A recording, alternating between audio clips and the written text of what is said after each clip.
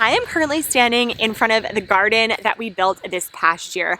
And before building this garden, I probably like you had no clue what it would cost to build a garden of this size.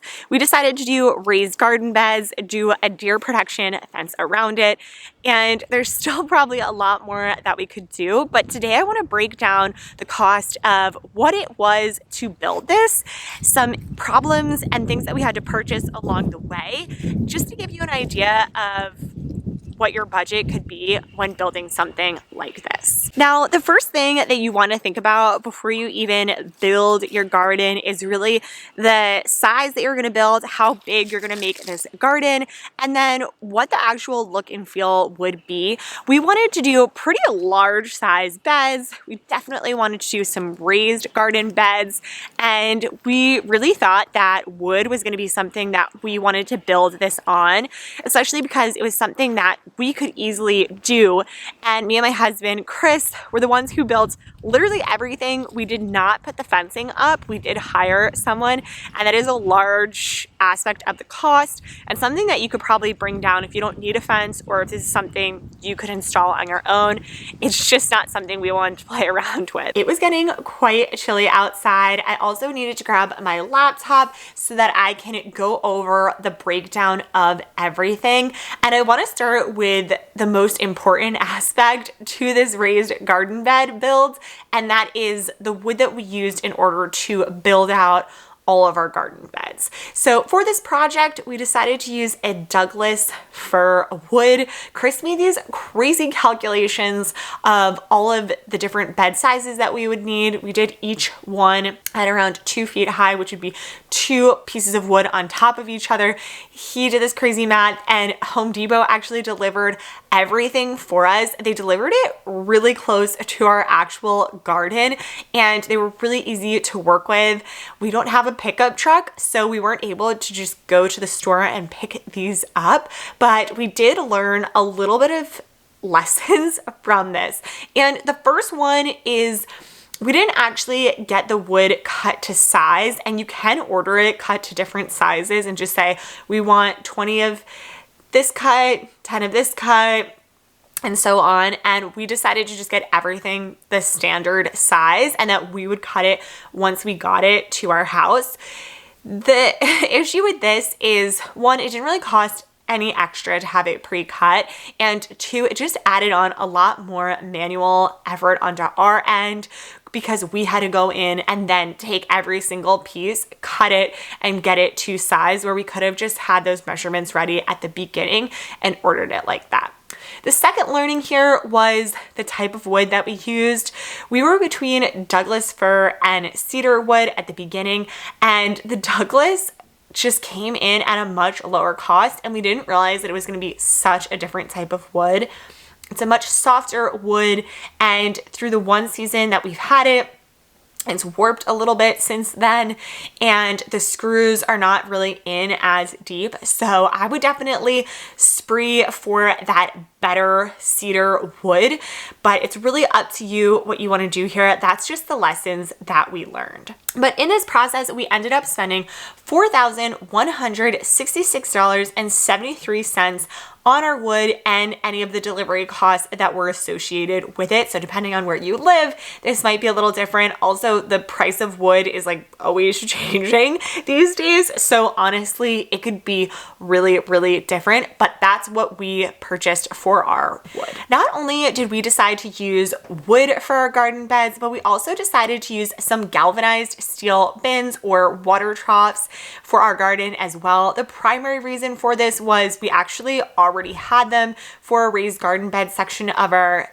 property, and we're just going to move them over into this finished garden. So we already had them. They cost around $135 each. We had 6 of them that we put into the garden for a total of $810. And you can really get these from anywhere. I'm going to link everything I can down below, but you can go to Home Depot has them, Tractor Supply, any other feed store is most likely going to have these, and they're honestly amazing. They last for so long. They're built for crazy weather, for water, for animals coming in them, drinking out of them. They're just amazing. And all we did for them, because they did have a bottom already, We just drilled a bunch of holes in the bottom so that the water could seep through. But there's also companies that sell them where you just kind of piece them together. I think it's like Veggie Garden, and I'll put the name up here, but they're really cool. They come in different colors and there's no bottom on them. So it's just gonna have the raised garden bed structure, and they're awesome. I haven't used them, but I have friends that have them and they seem to really put up with the test of time. And if I were to do this garden over, I'd probably even put more steel bins in because I think they look really cool. They're really easy to use. They're a great size. And with all of the different options, they're just so versatile. Once we had our supplies for building out all the garden beds, we then needed to think about how we would actually build these beds. So we did need to purchase some screws, which we got exterior screws. We got 2 packs of these, and each pack was $27 for a total of $54.02. And we just ended up using some of the tools that we already had at our house. So if you don't have any tools at your house currently, I definitely suggest going to like yard sales, asking family, friends, neighbors, but we saved a lot of money because we didn't need to buy any shovels, levels, screwdrivers, drills, tape measures, because we already had a lot of that stuff around the house. But those are going to really be vital to your build and to building out your garden. With all the crazy weather that there is in the world, and knowing that we go through all of the seasons here in the zone that we are in, we wanted to have some additional support. So we did get some galvanized steel L brackets that we did line on each corner of those boxes. For this, we got 5 8-packs of these, and each 8-pack was $24.01 for a total of $54.02. And it honestly was a game changer. These made it really stand out through the test of time in this build, and I think they look still pretty good. We put them on the interior of the boxes so you can't see it from the outside, and it still had a nice sheen.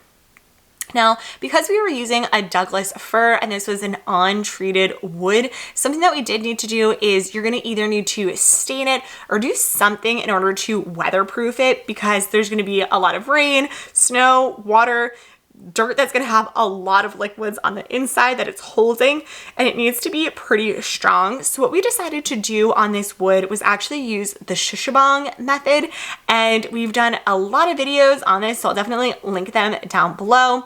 But basically what this is just burning the whole exterior of the wood. So once you cut all of your wood down into all of its sizes, then what you're going to want to do is every single side of your wood, you want to get a nice burn going.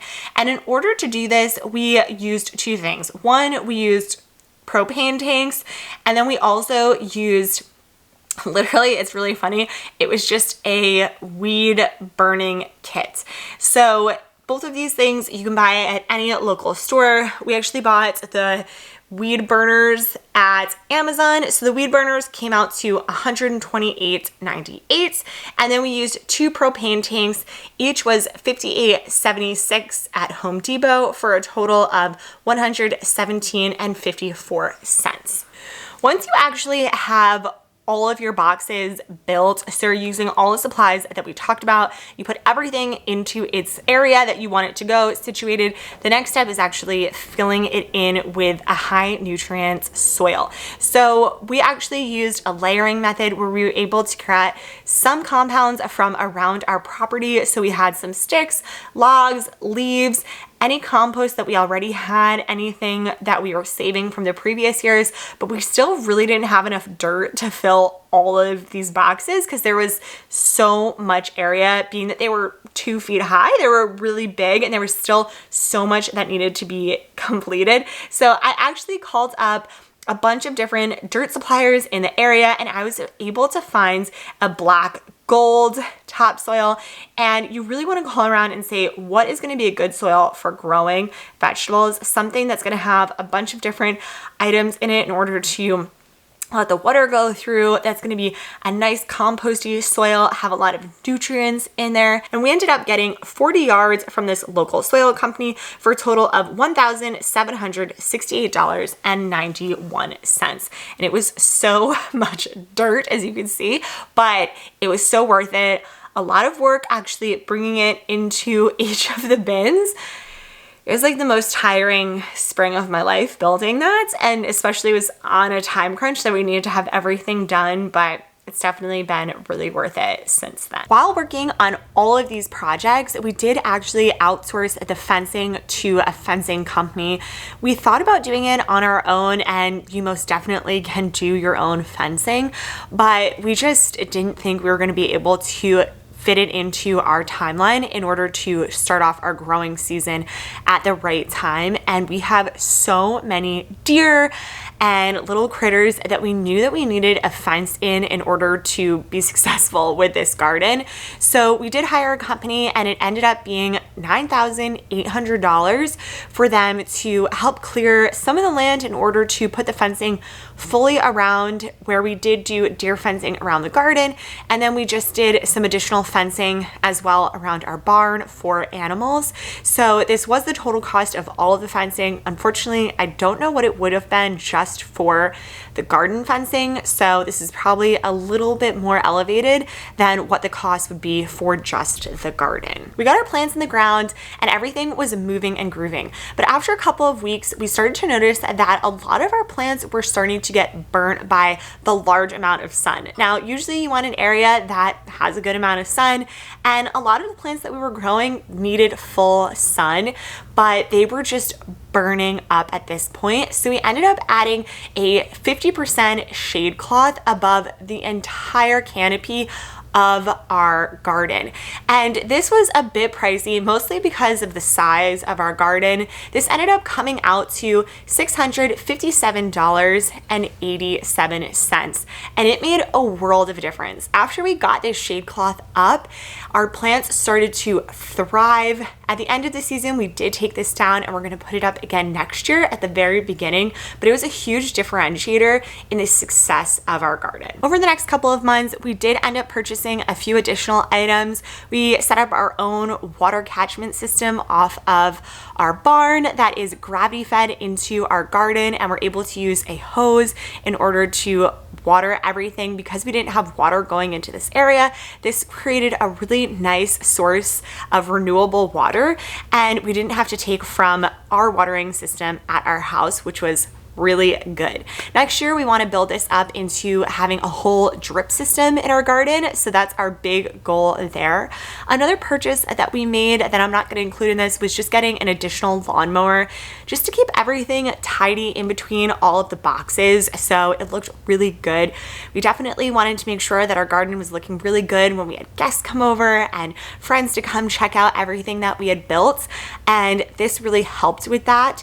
Something that we do want to do in the future is think of some type of ground covering, maybe do some rocks or stones. At this point in time, it was just a lot more money than we were willing to spend, but it's definitely going to be a phase 2 of our garden.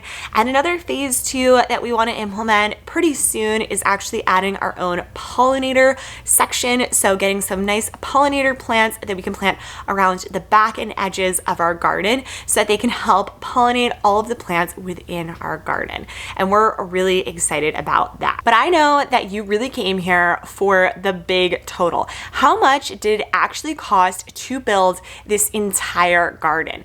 And I'm going to tell you, once I actually added up all of the numbers that I had, it actually blew my mind. I didn't realize that it was this much money, but in retrospect, I would definitely do it again. And that total was $17,624.08. Yeah, it's a pretty big number, and that's actually what a garden of this size would cost. So as you start to think about putting in your new garden, you definitely want to think about how you would want to allocate your funds in order to build something like this. I hope this was helpful. I know this would be really helpful if I was sitting in your shoes looking to build a garden and know what the cost really was. And I don't think many people share it. So please like this if this was helpful. Comment below what your garden costs if you've already built one out, or what you were thinking of spending. And I'll see you guys again next time. Bye.